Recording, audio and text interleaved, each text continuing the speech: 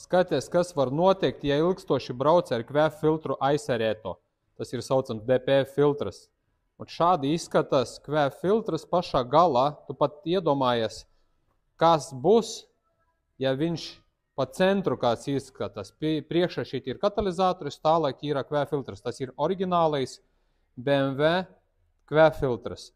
Nav nekas mainīts, aizvietots, lambda zondes, temperatūras centra spiediena dačiki, viss ir iekšā vietā, un iekšā viņš ir izkusies pilnībā, pat ārējā daļa ir izkususi pilnībā.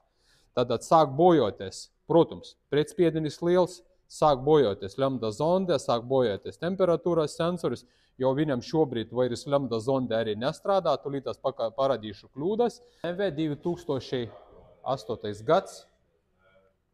Nobraukums vairāk kā 300 000 kilometru. Klients saka, pilnībā nevaru vairs pabraukt, ir problēmas.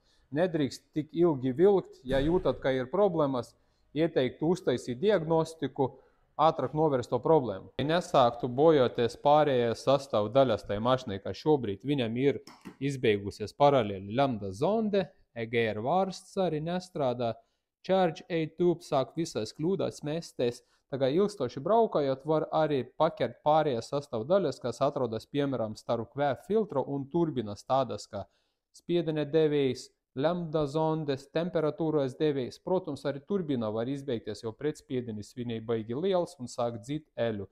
Tā mašinai nobraukums ir 316 000 km un tas ir BMW 318. Tas 2 litri dīzelītis. Mēs tagad viņam saprogrammējam, atkodējam DPF-u, EGR-u, uzlikam pirmo steidžu, izņemsim kvēf filtru, sakārtosim, sarakstīsim un mašina turpinās braukt bez problēmām. Ja arī tava mašina ir problēmas ar ekoloģiju, DPF, EGR, ADBļu, start stop vai gribat vienkārši pārbaudīt jaudu vai uzčipot pilnvērtīgi, droši varat pieteikties pie mums autočip.lv. Palīdzēsim!